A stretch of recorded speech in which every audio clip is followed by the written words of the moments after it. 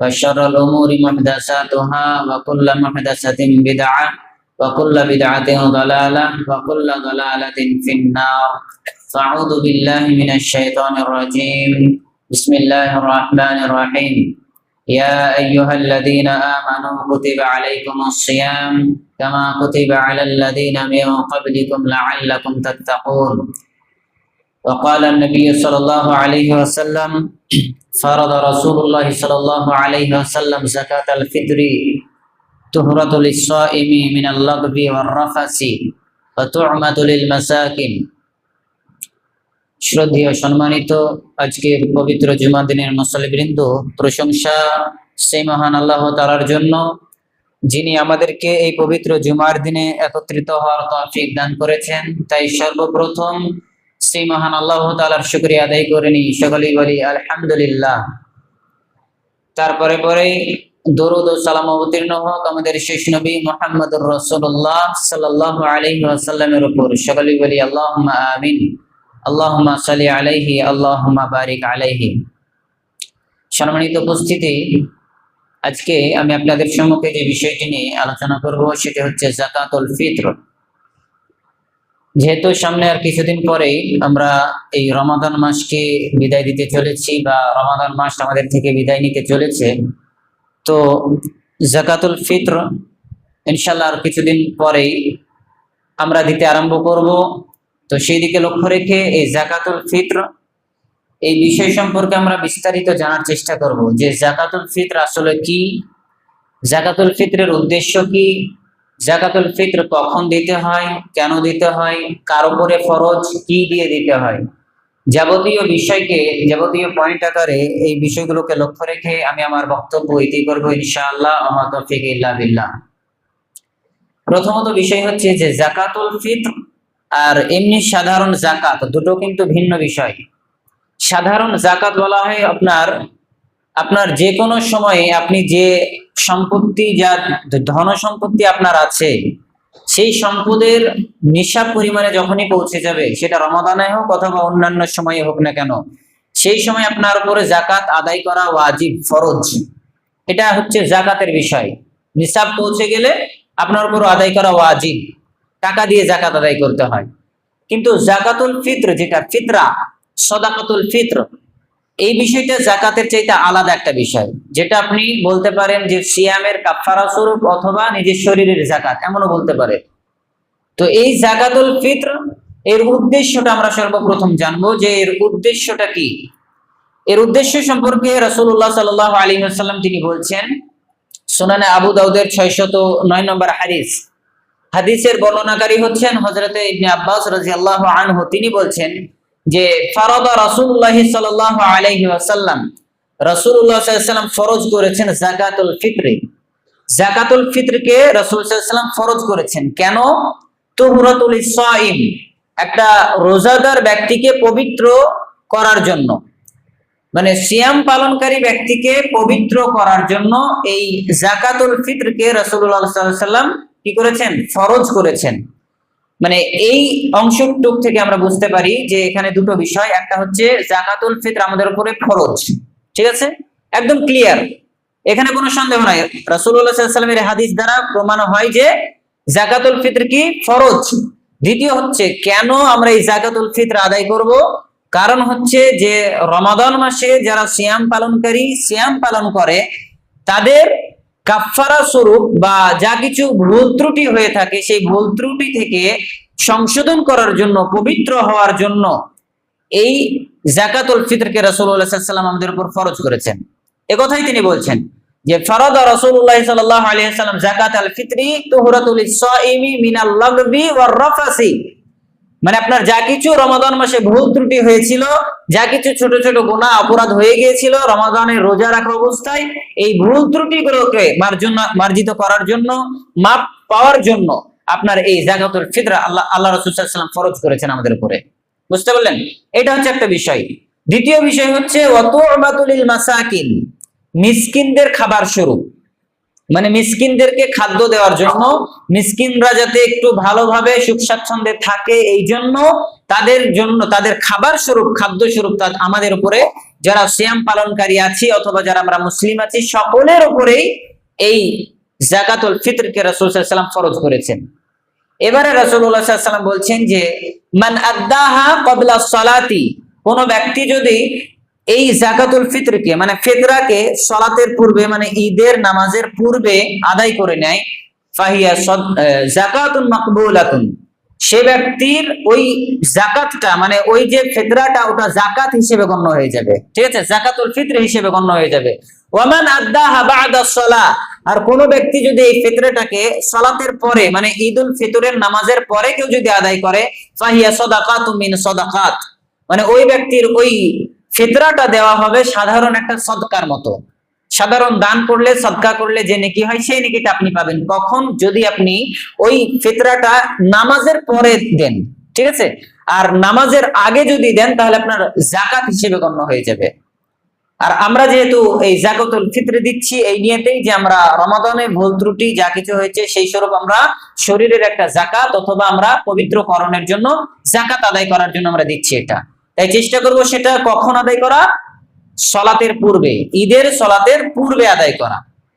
তো এই হাদিসটা আমরা পার করলাম যে এই হাদিস থেকে আমরা বুঝতে পারি উদ্দেশ্যটা, যে রমাদান মাসে যা কিছু আমাদের ভুল ত্রুটি হয়, হয়তোবা গালিগালাজ হয়ে থাকে অথবা কোনো একটা ভুল ত্রুটি হয়ে গেল, এই ভুল ত্রুটি গুলোকে মাপ পাওয়ার জন্য, মাপ করার জন্য আমরা এই যাকাতুল ফিতর আদায় করব।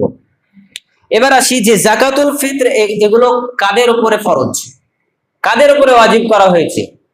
এই সম্পর্কে রাসূলুল্লাহ সাল্লাল্লাহু আলাইহি সাল্লাম তিনি বলেছেন সহিহ বুখারীর 1506 নম্বর হাদিসের মধ্যে রাসূলুল্লাহ সাল্লাল্লাহু আলাইহি সাল্লাম বলছেন, ইবনু উমর রাদিয়াল্লাহু আনহু থেকে বর্ণিত, তিনি বলেন রাসূলুল্লাহ সাল্লাল্লাহু আলাইহি সাল্লাম ফরজ করেছেন যাকাতুল ফিতরকে। তিনি বলছেন ফারাদা রাসূলুল্লাহ সাল্লাল্লাহু আলাইহি সাল্লাম যাকাতুল ফিতরি আলাল আবদি ওয়াল হুররি ওয়াজ যাকারি ওয়াল উনসা ওয়াস সাগীরি ওয়াল কাবীরি মিনাল মুসলিমিন। আল্লাহ রাসূল সাল্লাল্লাহু আলাইহি সাল্লাম যাকাতুল ফিতর ফরজ করেছেন আলাল আবদি, একটা গোলামের উপরে, মানে একটা স্বাধীন মানুষের উপরে। তারপরে ওয়াজ যাকারি, একটা স্বাধীন মানুষের উপরে যেমন একটা গোলামের উপরেও তেমন, মানে গোলাম বাদ নয়, একটা দাস যেমন তার উপরে ফরজ, একটা স্বাধীন ব্যক্তি তার উপরে ফরজ। ওয়াজ যাকারি, একটা পুরুষ মানুষের উপরে ফরজ। ওয়াল উনসা, এবং একটা মহিলার উপরে ফরজ, মানে নারী পুরুষ উভয়ের উপরে ফরজ। ওয়াস সাগীরি ওয়াল কাবীর, একটা ছোট বাল্য অবস্থায় যে আছে বাচ্চা তার উপরেও ফরজ, এবং যে বার্ধক্যে পৌঁছে গেছে বা বড় প্রাপ্তবয়স্ক তার উপরেও ফরজ। মিনাল মুসলিমিন, মুসলিমদের মধ্য থেকে প্রত্যেকের উপরেই এই যাকাতুল ফিতর ফরজ করা হয়েছে। বুঝতে পারলেন? মানে এই হাদিস থেকে আমরা বুঝতে পারি যে কার উপরে যাকাতুল ফিতর ফরজ করা হয়েছে? মুসলিমদের মধ্য থেকে, নারী হোক পুরুষ হোক, ছোট হোক বড় হোক, গোলাম হোক অথবা স্বাধীন হোক, যে কেউ হোক না কেন প্রত্যেকের উপরে এই যাকাতুল ফিতর ফরজ। এবার সাধারণ যাকাত আর এই যাকাতুল ফিতরের মধ্যে পার্থক্য বুঝতে পারছি আমরা, যে যাকাত ফরজ তার উপরেই যার সম্পদের মালিকানা মানে নিসাব পর্যন্ত পৌঁছে গেছে তার উপরেই ফরজ। কিন্তু যাকাতুল ফিতরের জন্য শর্ত এটা নয় যে আপনাকে মালিকানায় পৌঁছাতে হবে, নিসাব পর্যন্ত পৌঁছাতে হবে, এটা শর্ত নয়। বরং কি, যে শর্ত হচ্ছে মুসলিম হওয়া। মুসলিম হলে আপনাকে যাকাতুল ফিতর আদায় করতেই হবে। সেটা বাচ্চা হতে পারে, সে বাচ্চা ঈদের দিন সকালে হতে পারে জন্মগ্রহণ করতে পারে, ঈদের দিন সকালেও যদি জন্মগ্রহণ করে অথবা ঈদের দিন ওই সূর্যাস্তের পরে যদি আপনার জন্মগ্রহণ করে সন্ধ্যার দিকে অথবা রাত্রিতে, তবুও তাকে কি করতে হবে? যাকাতুল ফিতর তার তরফ থেকে আদায় করতে হবে, জরুরি। মানে প্রত্যেকের উপরে এই যাকাতুল ফিতর ফরজ করা হয়েছে, ওয়াজিব করা হয়েছে, যে কেউ মুসলিম হোক না কেন। বুঝতে পারলাম আমরা যে যাকাতুল ফিতর আমাদের সকলের উপরেই ফরজ, ছোট বড়, ধনী গরিব, নারী পুরুষ সকলের উপরে। এমনকি যারা ফকির মিসকিন তাদের উপরেও ফরজ এটা, যে তারা ফিতরা খায় বলে তারা ফিতরা দিবে না এমন বিষয়টা নয়। বুঝতে পারলেন কি? যেমন একটা গরিব মানুষ, অসহায় ব্যক্তি, মিসকিন ব্যক্তি, তারা যাকাত খাওয়ার যোগ্যতা রাখে, যাকাত খায়, এই জন্য তারা যাকাতের নিসাবে পৌঁছায় না বা তাদের অতটা ধনসম্পত্তি থাকে না বলে তারা যাকাত দেয় না। কিন্তু যাকাতুল ফিতরের বিষয়টা এমনটা নয় যে তারা ফিতরা খায় বলে যে তারা ফিতরা দিবে না, এমন না। তাদেরকেও ফিতরা দিতে হবে, তাদের উপরেও ফরজ ওয়াজিব, তারা যদি মুসলিম হয়। বুঝতে পেরেছেন? তো আমরা এই বিষয়টা জানতে পারলাম যে যাকাতুল ফিতর কাদের উপরে ফরজ করা হয়েছে। এবার আমরা জানবো যে যাকাতুল ফিতর, এই যে ফিতর আমরা দিচ্ছি এটা কি দিয়ে দিব। যদিও সবচেয়ে বড় ইখতিলাফের বিষয় এই বিষয়টা যে কি দিয়ে ফিতর আদায় করব। কিন্তু আপনি যদি বিবেক খাটিয়ে বুঝেন যে এই ফিতরা কি দিয়ে আদায় করব, রাসূলুল্লাহ সাল্লাল্লাহু আলাইহি সাল্লামের একটা ফরজ বিধান, আল্লাহ তাআলার একটা ফরজ বিধান যাকাতুল ফিতর আদায় করা, মিসকিনদের খাদ্য স্বরূপ আমরা, অথবা আমাদের এই রমাদানের ভুল ত্রুটি স্বরূপ আমরা এই যাকাতুল ফিতর আদায় করব, এই বিষয়ে কিন্তু ডাইরেক্ট দেখতে গেলে কোনো মতভেদ নাই। কিন্তু আমরা নিজেরাই মতভেদ তৈরি করেছি, ইখতিলাফ আমরা তৈরি করেছি। আল্লাহ রাসূল ডাইরেক্ট বলছেন যে এটা ফরজ বিষয়। আর কি দিয়ে ফরজ করেছেন? খাদ্যদ্রব্য দ্বারা ফরজ করেছেন তিনি। এই সম্পর্কে আবু সাঈদ খুদরি রাদিয়াল্লাহু আনহু তিনি বলছেন যে কুননা নুখরিজু যাকাতাল ফিতরি ফি জামানিন নবী সাল্লাল্লাহু আলাইহি ওয়াসাল্লাম সাআম মিন তাআমিন। একদম স্পষ্ট হাদিস, রাসূলুল্লাহ সাল্লাল্লাহু আলাইহি ওয়াসাল্লাম বলেছেন, সহিহ বুখারীর 1503 নম্বর হাদিসের মধ্যে তিনি বলছেন যে আবু সাঈদ খুদরি রাদিয়াল্লাহু আনহু তিনি বলছেন যে আমি বা আমরা রাসূলুল্লাহ সাল্লাল্লাহু আলাইহি ওয়াসাল্লামের জামানায় যাকাতুল ফিতর মানে ফিতরাকে বের করতাম কি দিয়ে? সাআম মিন তাআমিন, একসা খাদ্যদ্রব্য দিয়ে। একসা খাদ্যদ্রব্য থেকে আমরা কি করতাম? যাকাতুল ফিতর বের করতাম। এবারে একসা খাদ্যদ্রব্য তাদের কি ছিল? খাদ্যদ্রব্য তারা উল্লেখ করছেন সাআম মিন শাঈরিন, একসা জব, আও সাআম মিন তামারিন, একসা খেজুর, আও সাআম মিন আফতিন, একসা গম, আও সাআম মিন জাবিবিন, অথবা একসা কিসমিস। তো এই যাবতীয় যে খাবারগুলো তাদের নিকটে ছিল, তারা যা খাদ্য হিসেবে গ্রহণ করতেন বা খেতেন, এই খাদ্য থেকে তারা একসা পরিমাণ তারা আদায় করতেন, ফিতরা আদায় করতেন। তো স্পষ্ট হাদিস, এটা কোনো ইখতিলাফ আছে কি? কোনো মতভেদ নাই। কিন্তু ইখতিলাফটা এখন বর্তমান এক শ্রেণীর আলেমরা আর এক শ্রেণীর এই গ্রামের সমাজের মডলরা তৈরি করেছে। তারা নিজেরা মানে সুবিধা পাওয়ার জন্য, সুবিধার্থে তারা এই ইখতিলাফ তৈরি করেছে যে টাকা দিয়ে দেওয়া যাবে কিনা, অথচ টাকার কোনো প্রসঙ্গই নাই। রাসূলুল্লাহ সাল্লাল্লাহু আলাইহি ওয়াসাল্লামের জামানায় টাকা ছিল, স্বর্ণ মুদ্রা ছিল, দিনার দিরহাম ছিল, কিন্তু তিনি আদায় করেননি। কারণ আল্লাহ প্রেরিত একটা হুকুম, একটা ফরজ বিধান, একটা যে খাদ্যদ্রব্য দ্বারা ফিতরা আদায় করতে হবে, ফরজ বিষয় একটা। আপনাকে আমি বলি, দেখেন আমাদের সমাজে দেখা যায় এমন কোন ফরজ বিষয় নাই যে ফরজ বিষয়ে ইখতিলাফ আছে। যত ইখতিলাফ সবকিছু সুন্নাত বিষয়ে। আপনি সালাত আদায় করেন, সালাতের বিষয়ে কোনো মানুষের ইখতিলাফ এমন নাই, বা কোনো ইমাম বা কোনো আলেমের ইখতিলাফ এমন নাই যে ওই ইমাম বলবে যে এক রাকাত নামাজে একটা রুকু করতে হবে নাকি দুটো রুকু করতে হবে, এই বিষয়ে ইখতিলাফ আছে? নাই। এক রাকাত নামাজে দুটো সিজদা করতে হবে না একটা সিজদা করতে হবে, এই বিষয়ে ইখতিলাফ আছে? নাই। কেন? কারণ নামাজের মধ্যে এই আরকান গুলো হচ্ছে ওয়াজিব আরকান, এগুলোর মধ্যে আপনার কোন রকম মতভেদ পাবেন না। মতভেদ কোনগুলোতে? ওই যে সুন্নাত, রাফুল ইয়াদাইন করতে হবে কি হবে না, সুন্নাত। বুকে হাত বাঁধতে হবে না নাভির নিচে হাত বাঁধতে হবে, এই সুন্নাত। জোরে আমিন বলতে হবে না আস্তে আমিন বলতে হবে, সুন্নাত। এই সুন্নাত গুলো নিয়ে মতভেদ। ফরজের বিষয়ে মতভেদ নয় যে আপনার জোহরের নামাজ হচ্ছে 4 রাকাত, ফরজ হচ্ছে 4 রাকাত, 5 রাকাত পড়তে হবে না 4 রাকাত পড়তে হবে, এই বিষয়ে কোনো মতভেদ নাই। ফরজের বিষয়ে কোনো বিষয় মতভেদ নাই, যত মতভেদ আছে সুন্নাত। কিন্তু যাকাতুল ফিতর এমন একটা বিষয় যেটা ফরজেই মতভেদ ঢুকিয়ে দিয়েছি আমরা। রাসূলুল্লাহ সাল্লাল্লাহু আলাইহি ওয়াসাল্লাম একদম ডাইরেক্ট বলছেন যে এটা খাদ্যদ্রব্য দ্বারা একসা পরিমাণ আপনাকে আদায় করতে হবে। আর আমরা এক শ্রেণীর আলেম অথবা এক শ্রেণীর মানুষের আমরা নিজের সুবিধার্থে আমরা বলছি যে যাকাতুল ফিতরে টাকা দিয়ে জায়েজ আছে। দেখেন, জায়েজ যদি বলেন, আপনাকে আমি বোঝাই, জায়েজ যদি হয় তো জায়েজটা আপনি কখন আমল করতে পারবেন? একটা সুন্নাহ আছে, আল্লাহ রাসূল সাল্লাল্লাহু আলাইহি ওয়াসাল্লামের একটা সুন্নাত বিষয় আছে, আর একটা আছে জায়েজ। ঠিক আছে? তো এই সুন্নাতটাকে ছেড়ে দিয়ে আপনি জায়েজ করতে পারবেন কখন বলেন?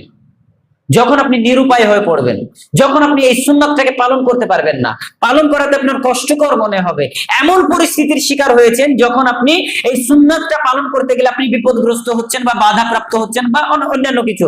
যেমন হতে পারে, এমন আপনাকে উদাহরণস্বরূপ বুঝাচ্ছি, সালাতের জন্য শর্ত হচ্ছে ওযু করা পানি দ্বারা। এবার জায়েজ হচ্ছে কি যে আপনি তায়াম্মুম করতে পারেন মাটি দ্বারা। এবার আপনার উপস্থিত যদি আপনার পানি থাকে, পানি আপনার জন্য উপস্থিত থাকলে আপনি মাটি দ্বারা তায়াম্মুম করতে পারবেন?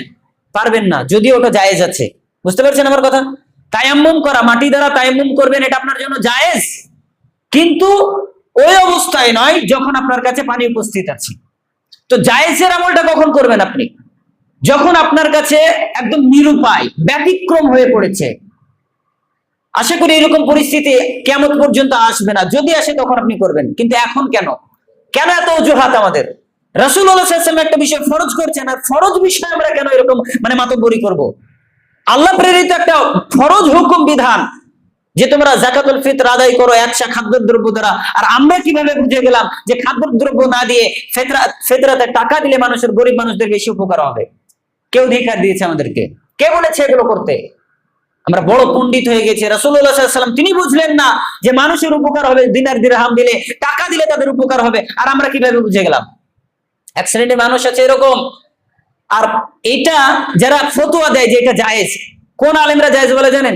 ওই মানে এটা হয়তো বললে হয়তো অনেকে রাগ করবে, কিন্তু ওই এক শ্রেণীর আলেমরা এই ফতোয়াটা দেয়, জায়েজ ফতোয়া দেয়, যারা ওই মাদ্রাসার কালেকশনে যায়, আদায় করতে যায়, চাল নিয়ে যেতে তাদের বই বেড়াতে সমস্যা হবে, কাঁধে কাঁধে কাঁধে নিয়ে যেতে হবে তাদেরকে, তাদের সুবিধার্থে তারা বলে যে টাকা দিয়ে জায়েজ আছে, পকেটে ভরতে পারবে, সুবিধার্থে তারা বলে।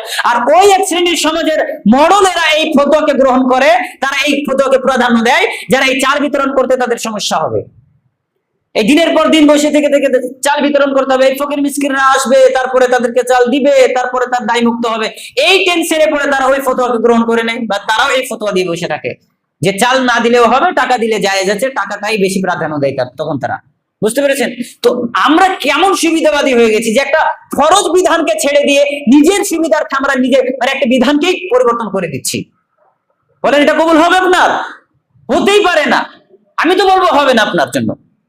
আল্লাহ রসুলের একটা পদ্ধতি আর আল্লাহ তাআলার একটা হুকুম বিধান আপনি পরিবর্তন করে আপনি মনে করছেন সেটা আল্লাহ কবুল করবেন, কখনোই হতে পারে না, কিয়ামত পর্যন্ত হতে পারে না এটা। আচ্ছা দেখেন, অনেকে বলে যে যুক্তি দেখায়, মানে যুক্তি কোরআন হাদিসের দলিলের কাছে টিকে না। বুঝতে পারলেন?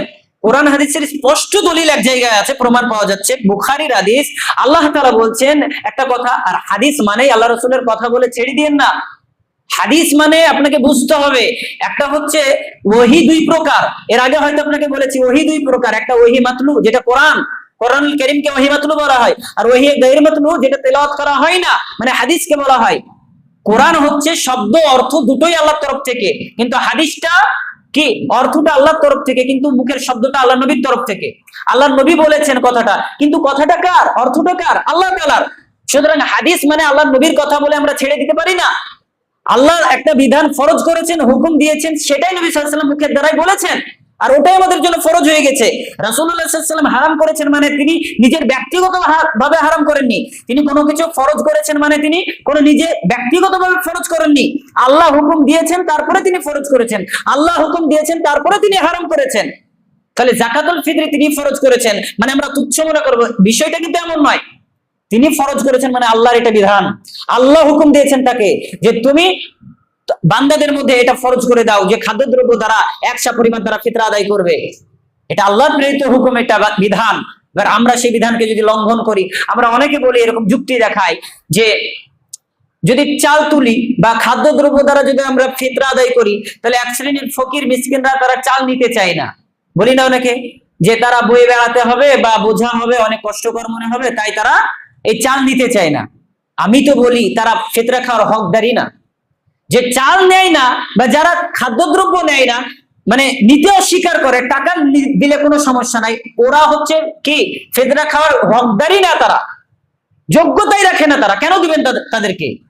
যারা খাবে, যাদের মানে যারা প্রাপক যারা, তাদেরকে দেন আপনি। যারা আপনার গ্রামের অসহায় গরিব যারা দুর্দশায় ভুগছে তাদেরকে দেন আপনি। যে আপনার বাইরে থেকে আসবে, ওই সালার থেকে আসবে বা অন্য বহরমপুর এলাকা থেকে আসবে, তাদেরকে আপনাকে দিতে হবে। কে বলেছে আপনাকে? আপনার সমাজের দায়িত্ব হচ্ছে যা কিছু যাকাতুল ফিতর আপনি কালেকশন করছেন, উঠছে আপনার সমাজে, সেই যাকাতুল ফিতর গুলোকে, ফিতরার ওই খাদ্যদ্রব্য বস্তুগুলোকে তাদের নিকটে পৌঁছে দেওয়া, এটা আপনার দায়িত্ব। তাদের দায়িত্ব নয় যে এখানে এসে নিয়ে যাবে। বুঝতে পারছেন? আমরা যুক্তি দেখিয়ে বলছে যে তারা খাচ্ছে না বা তারা নিচ্ছে না। আচ্ছা, এই যুক্তিটা একটু খণ্ডন করি। দেখেন, এই যুক্তিটা যারা দেখাচ্ছে তাদেরকে আমি বলবো যে রাসূলুল্লাহ সাল্লাল্লাহু আলাইহি ওয়াসাল্লাম বলছেন যে এমন একটা কিয়ামতের আগে এমন একটা সময়কাল আসবে যে সময়ে যাকাত দেওয়ার লোক থাকবে কিন্তু নেওয়ার লোক থাকবে না। বুঝতে পেরেছেন? মানুষ যাকাত দেওয়ার লোক থাকবে কিন্তু নেওয়ার লোক থাকবে না। তাহলে বলেন তো, এই সময় যখন সময়টা আসবে, এই সময় কি মানুষ যাকাত আদায় করবে না? মানে যাকাত বের করবে না? তার মাল সম্পত্তি থেকে যাকাত বের করবে না? যাকাত বের করতে হবে তাকে, নাহলে তার হারাম হয়ে যাবে তার ওই পুরো সম্পত্তিটা, পুরো সম্পদগুলো, টাকা পয়সাগুলো। মানে যাকাত বের করতে হবে, কেউ নেওয়ার থাক আর না থাক, কেউ নেক বা না নেক, তাকে ওই সম্পদটা, তার ওই মালগুলো পবিত্র করার জন্য তার যেটা যাকাত বের হবে সেটা বের করে সাইডে রাখতে হবে না, বা ফেলে দিতে হবে, বা কেউ নিলে তাকে দিতে হবে, না নিলে রেখে দিতে হবে, এমনও ব্যবস্থা নিতে হবে আপনাকে। কিন্তু আপনাকে যাকাত বের করতে হবে। কেউ নিচ্ছে না বলে আপনি বের করবেন না, এমনটা চলবে না। তো এই বিষয়টা আপনারা ওইভাবেই ভাবেন না কেন যে জাকাতুল ফিতর আপনি যখন খাদ্যদ্রব্য দ্বারা আদায় করছেন, আপনি বলছেন যে ফকির মিসকিনে নিচ্ছে না, টাকা দিলে নিবে, তো নিচ্ছে না তো পড়ে থাক, তাই বলে আপনি মানে বিধানকেই চেঞ্জ করে দিবেন? মানে একটা ফকিরের সুবিধার্থে আল্লাহর হুকুমকে পরিবর্তন করে দিবেন আপনি? মানে আমাদেরকে আমরা সাহস কোথা থেকে পাই আমরা যে আল্লাহর বিধানকে আমরা চেঞ্জ করে দিচ্ছি? মানে একটা মানুষের বিবেক থাকা দরকার যে মানুষ অন্য কোন ফরজ বিধানকে পরিবর্তন করতে পারে না, ফরজ তো দূরের কথা, সুন্নাত বিষয়কেই তারা পরিবর্তন করতে পারে না। আচ্ছা, আমরা একটা উদাহরণ অনেক শুনি যে একটা কুরবানির পশু আমরা জবাই করি, জবাই করার পরে আমরা কি করি? মাংস, মানে একটা পশু জবাই করা, তারপরে তার চামড়া ছিলা, তারপরে তার মাংস কাটা, তারপর সারাদিন মানে ঘন্টার পর ঘন্টা অতিবাহিত হয়ে যায় তাতেই, তারপরে আবার রান্না করা, তাকে মানে দেখাশোনা করা, ফকির মিসকিনদের কাছে পৌঁছে দাও, অনেক ঝামেলার বিষয় না? একটা পশুর কোরবানি করতে গেলে অনেক ঝামেলার বিষয়। কিন্তু এর পরিবর্তে আমরা কি কেউ এমন করি যে এত ঝামেলা সহ্য না করে আমরা টাকা দিয়ে কোরবানি দিয়ে দিই? এমন কি কেউ করি? আমরা করি না। কেন? কারণ একটা সুন্নাত আল্লাহ রাসূলের, যে আল্লাহ রাসূল যেটা করেছেন সেটাই আমাদেরকে করতে হবে, যা দিয়ে করেছেন তা দিয়ে আমাদেরকে করতে হবে। এই ভেবে আমরা ওটা করছি না, একটা সুন্নাত বিষয়কে আমরা পরিবর্তন করতে পারি না। তাহলে রাসূলুল্লাহ সাল্লাল্লাহু আলাইহি ওয়াসাল্লাম বা আল্লাহ তাআলা একটা ফরজ বিধান দিচ্ছেন আমাদের জন্য, সেই বিধানটাকে কিভাবে পরিবর্তন করছি? রাসূলুল্লাহ সাল্লাল্লাহু আলাইহি ওয়াসাল্লাম বলছেন যে যাকাতুল ফিতর 100 খাদ্যদ্রব্য দ্বারা দিতে হবে। এবার আমরা বুঝতে পারছি নিজ দেশে যেটা প্রধান খাদ্য, সেই খাদ্য দ্বারা আমাদেরকে যাকাতুল ফিতর আদায় করতে হবে। কিন্তু আমরা কিভাবে আমরা মানে গরিব অসহায়দের আমরা সুবিধার্থে আমরা বলছি যে টাকা দিয়ে জায়েজ আছে। আর দেখবেন এক শ্রেণীর ব্যক্তিরা যারা এই জায়েজ ফতোয়া দেয়, তাদেরকে আপনি জিজ্ঞাসা করবেন যে তারা যখনই জায়েজ ফতোয়া দিবে, তারা কিন্তু খাদ্যদ্রব্য দ্বারা ফিতর আদায় করা এটা উত্তম বলবে, এটাই সুন্নাত। কিন্তু তারা কিন্তু অস্বীকার করবে না এটা, যে খাদ্যদ্রব্য দ্বারা আপনাকে ফিতর আদায় করতে হবে এটা সুন্নাত বা এটাই উত্তম, এটা তারা অস্বীকার করবে না। জায়েজটা তারা প্লাস পয়েন্টে লাগাবে, ঠিকই আছে, জায়েজের বৈধতা তারা স্বীকার করবে, কিন্তু তারা এটাকেই উত্তম দিবে, এটাকেই প্রাধান্য দিবে তারাও। কিন্তু আজকে আমরা এই জায়েজ বা সুন্নাতকে ছেড়ে দিয়ে এই মানে সুন্নাতকে ছেড়ে দিয়ে আমরা জায়েজ নিয়ে টানাটানি করছি। আমাদের তো পরিস্থিতি সেরকম আসেনি, আমরা বলছি যে আমরা চাল কিনে খেতে হচ্ছে, এটা কি করব, চাল মানে টাকা দিয়ে দিচ্ছি।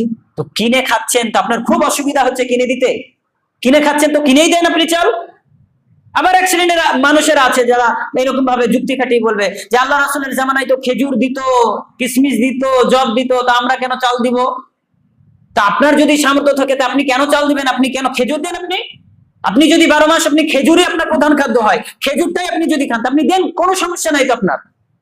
আল্লাহ রাসূলের জামানায় খেজুর দিত, আপনি খেজুর দেন, মানা কেউ করেন, নিষেধ করেননি কেউ, আপনিও দিতে পারেন। আপনি কিসমিস দিতেন আল্লাহ রাসূল সাল্লাল্লাহু আলাইহি ওয়াসাল্লাম, তার জামানায় সাহাবীরা দিতেন, আপনিও দেন, কে মানা করেছে আপনাকে?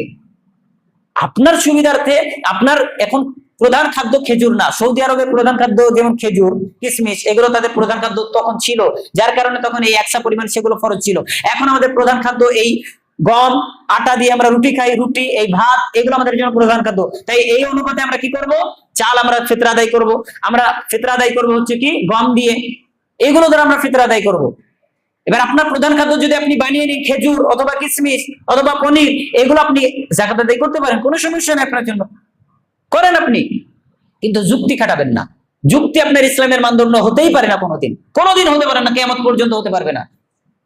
এবার আসেন যে আমরা তো আমাদের ব্যক্তিগত অজুহাত বা অনেক এক্সকিউজ আমরা উপস্থাপন করি, এগুলো একদম ভিত্তিহীন, কোনো ভিত্তি না ইসলামে এগুলোর। এরপরে আপনাকে বলছি যে একটা বিষয় শুনেন, আমরা ইমামদেরকে বেশি মানি, প্রাধান্য দিই, মাযহাবকে বেশি প্রাধান্য দিই। মাযহাবের মধ্য থেকে আমি আপনাদেরকে বলছি চারজন ইমাম, প্রসিদ্ধ ইমাম, চারজনের মধ্যে ইমাম আবু হানিফা রাহিমাহুল্লাহ, এই সম্পর্কে আপনারা জানেন। ইমাম আবু হানিফা রাহিমাহুল্লাহ তিনার একমাত্র ফতোয়া যে তিনি বলছেন যে খাদ্যদ্রব্য দেওয়া উত্তম, তার সাথে সাথে টাকা দিয়ে ফিতরা দেওয়া জায়েজ। কার নিকটে এটা? ইমাম আবু হানিফা রাহিমাহুল্লাহ, মানে হানাফিদের নিকটে এটা জায়েজ, ঠিক আছে, এটা জায়েজ, বৈধ। এবার বাকি যে তিনজন ইমাম, ইমাম শাফিঈ রাহিমাহুল্লাহ তিনি বলছেন যে টাকা দিয়ে ফিতরা আদায় করা জায়েজ নয়, বৈধ নয়। ইমাম শাফিঈ রাহিমাহুল্লাহ তিনি বলছেন যে টাকা দিয়ে ফিতরা আদায় করা জায়েজ নয়, বৈধ নয়। ইমাম মালিক রাহিমাহুল্লাহ তিনি মুয়াত্তা মালিকি বলেছেন, প্রত্যেক ইমামে নিজের গ্রন্থে বলেছেন যে ফিতরা আদায় করা টাকা দিয়ে জায়েজ নয়। তিনজন ইমাম বলছেন যে ফিতরা টাকা দিয়ে আদায় করা জায়েজ নয়, একজন মাত্র ইমাম, ইমাম আবু হানিফা রাহিমাহুল্লাহ তিনি বলছেন যে টাকা দিয়ে জায়েজ। এবার আমাদেরকে বুঝতে হবে যে ইমাম আবু হানিফা রাহিমাহুল্লাহর এমন অনেক বিষয় আছে, যদি আপনি তার জীবনী পড়েন আপনি বুঝতে পারবেন তার এমন অনেক বিষয় আছে যে তিনি অধিকাংশ বিষয়কে কিয়াস করে বলতেন, অনুমান করে বলতেন। তার কাছে হাদিস পৌঁছায়নি, তিনি কি করতেন? অনুমান করে, ধারণা করে বলে দিলেন একটা বিষয়, কিয়াস করলেন। কিয়াস যদিও ইসলামের একটা হুজ্জাত, দলিল, কিন্তু ওই দলিলটা আপনার তখন বাতিল হয়ে যাবে যখন আপনি কোরআন হাদিস থেকে স্পষ্ট প্রমাণ পেয়ে যাবেন। এমন ইমাম আবু হানিফা অনেক উক্তি আছে, অনেক তার দলিল আছে যে কিয়াস করে তিনি বলেছেন একটা বিষয়, পরবর্তীতে দেখা গেল তার কাছে সঠিক আল্লাহ রাসূলের হাদিস পৌঁছে গেল, তিনি ওই কিয়াসটাকে একদম বাতিল করে দিলেন, তার কিয়াসের আর কোনো দাম থাকলো না। এমন অনেক বিষয় আছে।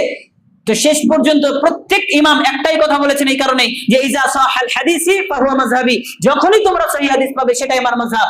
কারণ তারা নিজেরাও জানতো যে অনেক আল্লাহ রাসূলের হাদিস আছে যে হাদিসগুলো তাদের নিকটে পৌঁছায়নি। এই কারণে লাস্ট কথা এটাই ছিল যে যখনই আমাদের এমন কোনো কথা যদি হাদিস কোরআনের সহিহ হাদিসের বিরুদ্ধে যায়, তাহলে সেই আমাদের কথাগুলোকে দেওয়ালে ছুঁড়ে ফেলো। তারাই কথা বলেছেন, আর আমরা সেই কথাকে প্রাধান্য দিয়ে মানে জায়েজ প্রমাণ করার জন্য, সেই বৈধতা স্বীকার পাওয়ার জন্য আমরা কি করছি? সেই ইমাম আবু হানিফাকে আমরা প্রাধান্য দিয়ে, টাকা দিয়ে ওকে আমরা বৈধতা দিয়েছি। কিভাবে হতে পারে বলেন? একজন ইমামকে আপনি প্রাধান্য দিচ্ছেন, বাকি তিনজন ইমাম কোথায় যাবে? আরেকটা বিষয় এখানে দেখেন যে ইমাম নাসিরউদ্দিন আলবানী রাহিমাহুল্লাহ, প্রসিদ্ধ একজন বিখ্যাত মুহাদ্দিস, তিনি বলছেন যে কোনো ব্যক্তি যখন বলে যে, ওই ব্যক্তি যখন বলে যে খাদ্যদ্রব্য দেওয়ার চাইতে টাকা দিয়ে যদি আমরা ফিতরা দিই তাহলে একটা গরিব অসহায়দের বেশি উপকার পাবে, গরিব অসহায়রা বেশি উপকৃত হতে পারবে, এই বিষয়টা কোনো ব্যক্তি যখন বলে, সেই ব্যক্তি দুটো পাপ করে। দুটো পাপ করে। কি কি? প্রথম পাপ হচ্ছে, প্রথম গুনাহ হচ্ছে, একটা নিম্নমানের গুনাহ হচ্ছে কি, যে ওই ব্যক্তি যখন এরকম কথা বলে যে গরিব অসহায়দের সুবিধা হবে টাকা দিলে, অনেকে আমরা বলি না যে আমরা যদি খাদ্যদ্রব্য দ্বারা যদি আমরা ফিতরা আদায় করি, তাহলে ঈদের দিনে কি শুধু তারা ভাতই খাবে? একটু সামাই সুজি, একটু ভালো ভালো ভালো ভালো খাবার খাবে, তার জন্য টাকাটা দিয়ে দেওয়াই ভালো হবে, এই জন্য আমরা অনেকে টাকা দিই। এইরকম বিবেক নিয়ে, এইরকম বুদ্ধি খাটিয়ে আমরা টাকা দিই। এবার এই কথাটার জন্য, এই উপকারের জন্য আপনি যে ভাবছেন, এই ভাবনাটাকে নিয়ে ইমাম নাসিরউদ্দিন আলবানী রাহিমাহুল্লাহ তিনি বলছেন আপনি দুটো গুনাহ করছেন।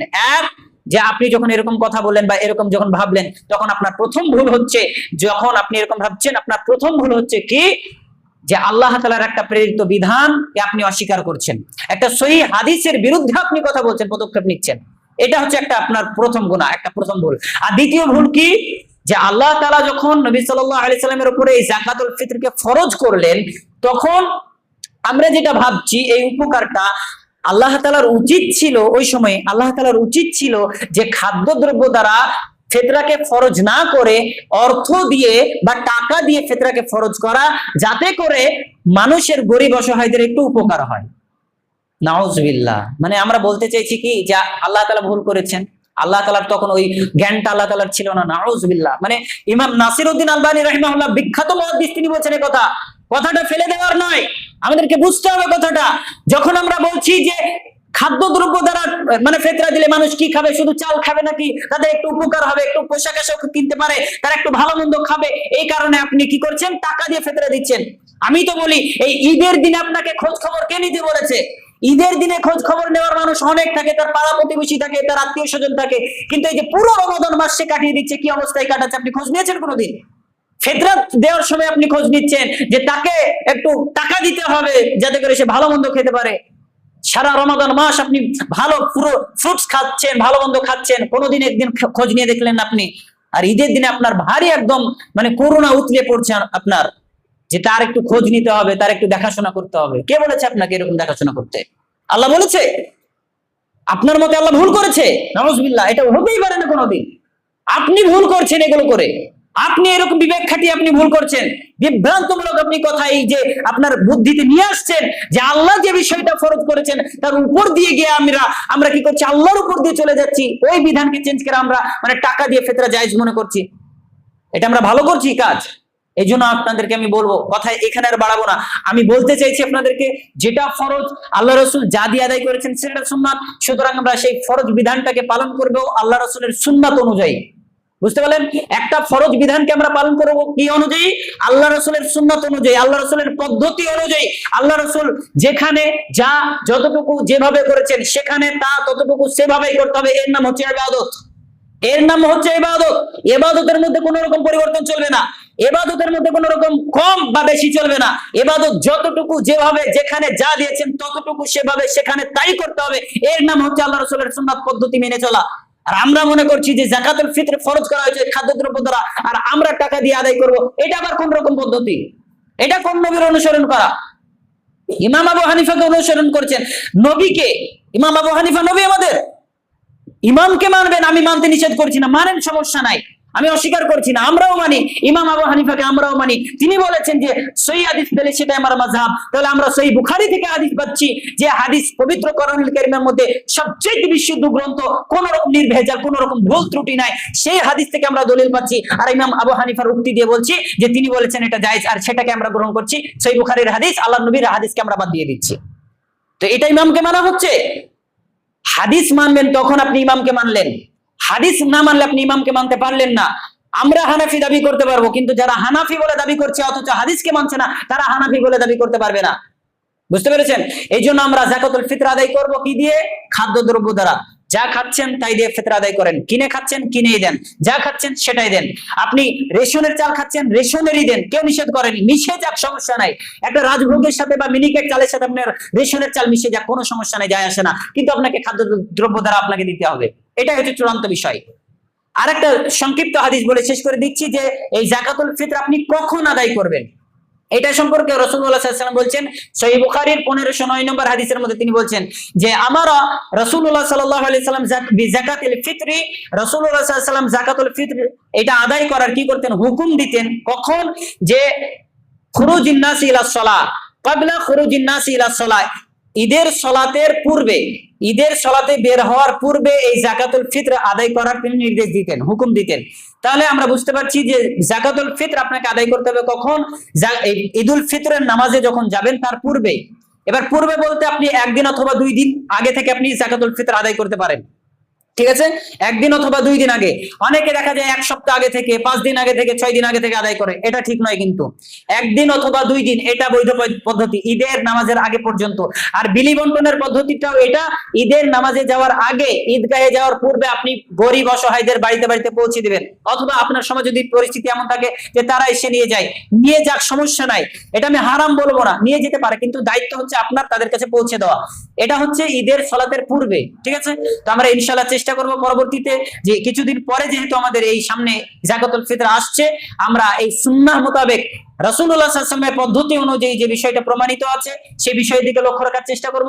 আর যাকাতুল ফিতর আমরা চেষ্টা করব যেটা ফরজ আল্লাহ তাআলা করেছেন যে বিষয়ে, যে খাদ্যদ্রব্য দ্বারা, এই খাদ্যদ্রব্য দ্বারা আমরা আদায় করার চেষ্টা করব।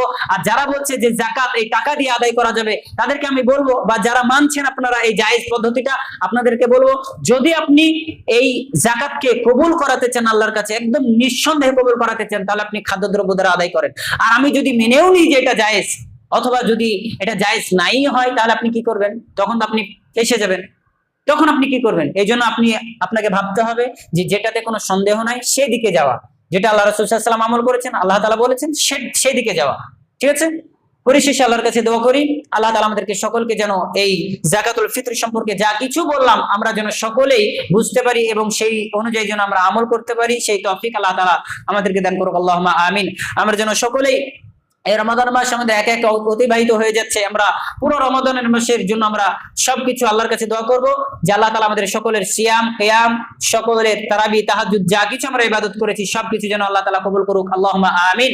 আমরা যেন সকলেই দোয়া করতে পারি নিজের জন্য, মৃত ব্যক্তিদের জন্য, এবং প্রত্যেকে এই বাকি যে কয়েকদিন আছে সেই কয়েকদিনে আমরা যেন নিজেদের যা কিছু পাপ, ভুল ত্রুটি যা কিছু আছে সব সেগুলো যেন আল্লাহর কাছে তওবা ইস্তেগফার করে মাফ করাতে পারি, সেই তৌফিক আল্লাহ তাআলা আমাদেরকে দান করুক। আল্লাহুম্মা আমিন। وآخر دعوانا أن الحمد لله رب العالمين. اللهم صل على محمد وعلى آل محمد كما صليت على إبراهيم وعلى آل إبراهيم إنك حميد مجيد.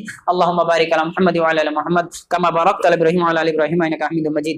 سبحانك ربك رب العزة عما يصفون والسلام على المرسلين والحمد لله رب العالمين. السلام عليكم ورحمة الله.